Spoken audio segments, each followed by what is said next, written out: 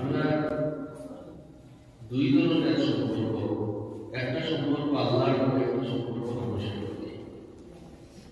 দুনিয়ার চলতে কি একটা সম্পর্ক তো আল্লাহর সাথে, তাই আমরা মাহবুব, তাই আমরা রব, আমরা সৃষ্টিকর্তা, আমরা মালিক এবং আমরা তার গোলাম, আমরা তার বান্দা, তার কথা মতো আমরা চলতে। দ্বিতীয়ত হইল আমরা সম্পর্ক মানুষের লোকে। এই মানুষের লোকের সম্পর্কটা বিভিন্নভাবে হইতে পারে।